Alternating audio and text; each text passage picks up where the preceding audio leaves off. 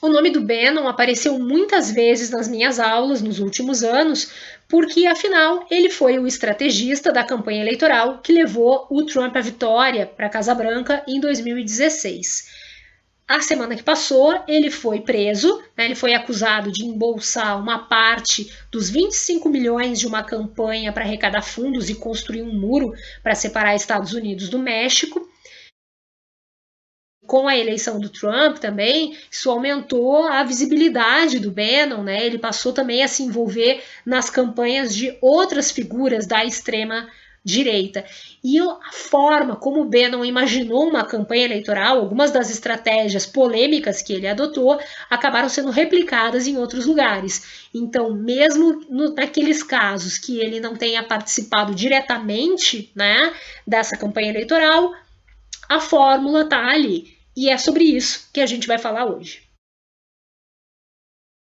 Antes mesmo dele coordenar essa campanha para a eleição presidencial, ele já era o editor de um site chamado Breitbart, que o próprio Bannon diz que articula as ideias da alt-right, seria um ramo da direita, né, um ramo extremo assim, da direita, que ele chama de uma direita alternativa, onde então, tem uma vertente altamente libertária, o que inclui também uma ideia de que não tem que ter restrição ao uso de armas. Tem também supremacistas brancos, né? E talvez também pelo sucesso como um estrategista de uma campanha que deu certo, né?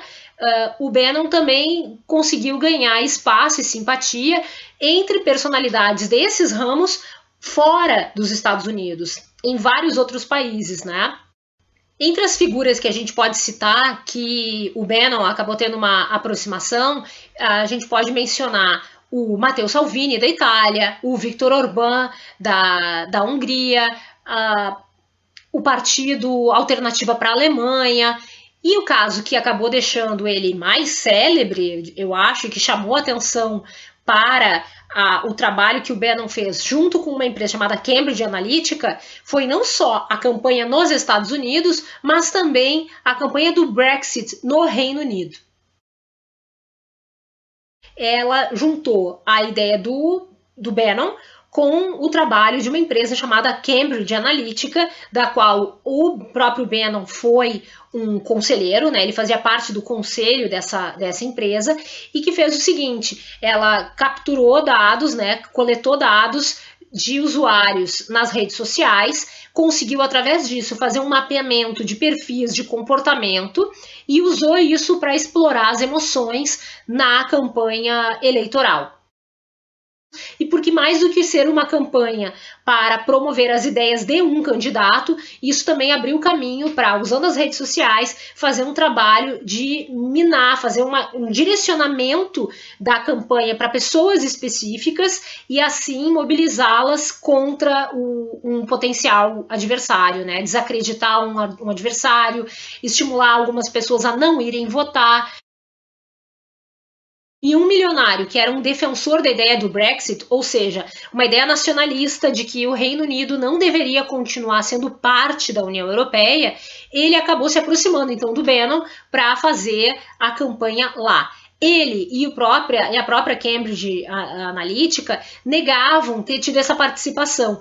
E funcionários que trabalharam na Cambridge Analytica acabaram liberando documentos, e-mails que comprovariam sim essas ligações entre o trabalho do Bannon, da Cambridge Analytica, da qual naquele momento ele era parte, e a campanha do Brexit.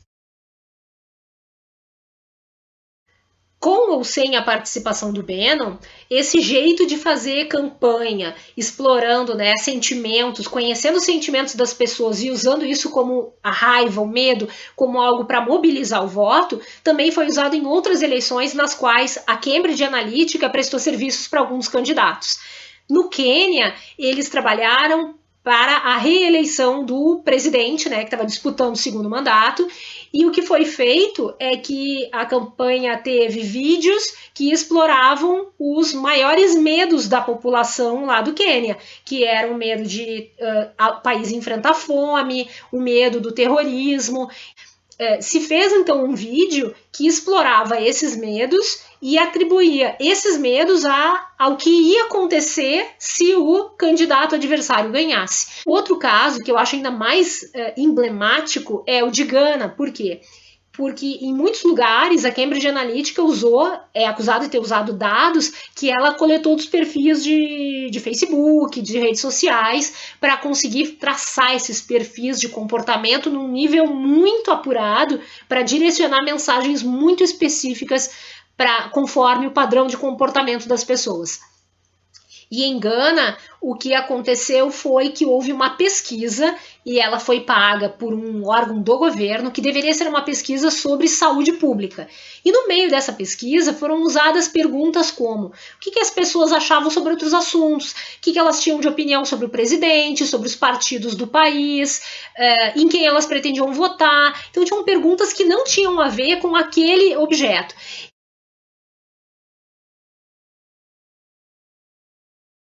Que sempre que a gente faz uma pesquisa com seres humanos, a pessoa ela consente em participar da pesquisa.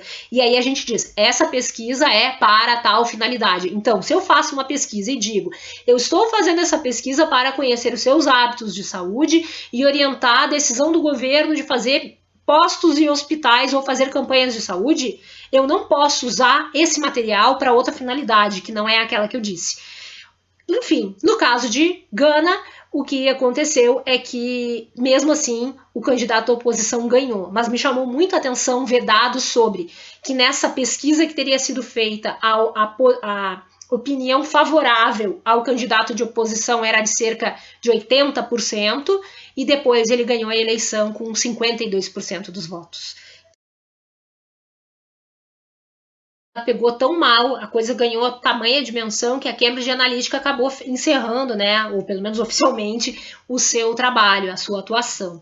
O Bannon continuou, então, sendo uma figura importante nesse meio da extrema direita, tanto que quando ele foi preso, ele estava no iate de um bilionário chinês que agora faz uma campanha ferrenha para mudar o governo na China. Então, ou seja, eles podem estar conversando sobre outra coisa? Podiam, mas não, no mínimo, né, o que a gente pode imaginar é que ele pudesse estar conversando com o Bannon sobre formas dele usar o conhecimento que o Bannon tem para fazer a sua campanha, né, de tentar promover mudança de governo na China.